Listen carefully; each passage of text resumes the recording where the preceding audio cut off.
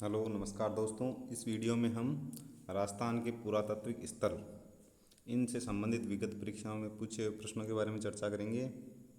जितनी भी सभ्यताएं हैं हमारे राजस्थान में हुई हैं, उन सभ्यताओं से संबंधित विगत परीक्षाओं में जो भी प्रश्न पूछे गए हैं उनके बारे में हम चर्चा करेंगे इस वीडियो में। तो हमारा पहला प्रश्न है इसमें, राजस्थान में पुरातात्विक सर्वेक्षण कार्य सर्वप्रथम 1871 ईस्वी में प्रारंभ करने का श्रेय किसे जाता है?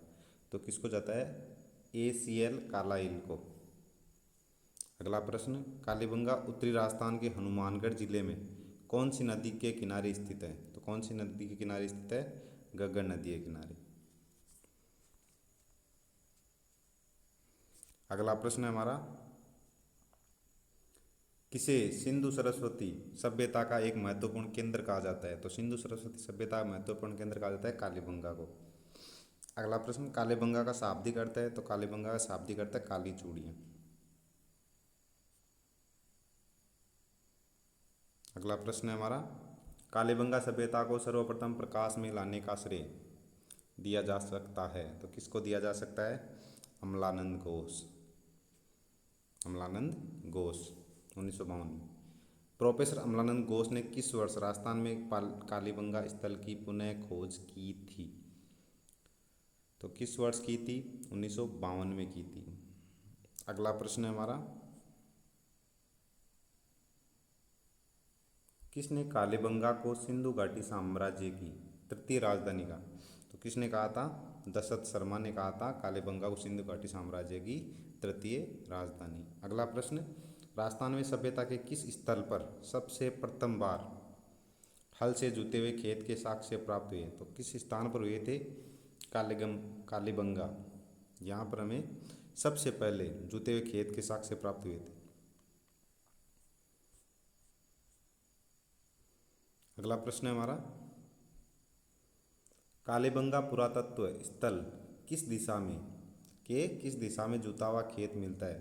तो किस दिशा में मिलता है? जो कालीबंगा पुरातत्व स्थल है उसकी किस दिशा में जुता हुआ खेत मिलता है? तो किस दिशा में मिलता है? दक्षिण पूर्व मिलता है।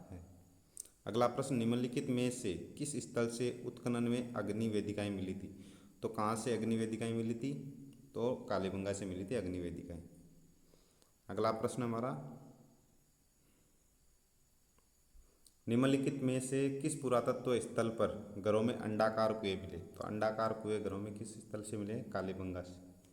अगला प्रश्न, कालीबंगा क्षेत्र से कितनी अग्निवेदिकाएं प्राप्त हुई? तो कालीबंगा क्षेत्र से हमें कितनी अग्निवेदिकाएं प्राप्त हुई? तो 7 अग्निवेदिकाएं प्राप्त हुई। अगला प्रश्न हमारा, दोहरी रक्षा प्राचीर के साक्ष्य राजस्थान की किस सभ्यता से प्राप्त हुए? तो दोहरी रक्षा प्राचीर के साक्ष्य भी हमें कहाँ से प्राप्त हुए थे? कालीबंगा सभ्यता से प्राप्त हुई। कालीबंगा से निम्न में से किस फसल के अवशेष प्राप्त हुए? तो जौ के प्राप्त हुए। जौ के अलावा गेहूँ, चना, बाजरा, इसके अवशेष भी हमें कालीबंगा सभ्यता से प्राप्त हुए। अगला प्रश्न हमारा,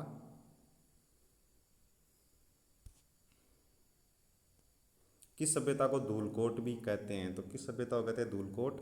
आर्य सभ्यता को। आर्य सभ्यता को एक और नाम जानते हैं, आघाटपुर सभ्यता। आघाटपुर भी कहते हैं, धूलकोट भी कहते हैं। अगला प्रश्न है हमारा, निम्न में से किस सभ्यता को ताम्रवती नगरी के नाम से भी जाना जाता है? तो किसको जाना जाता है?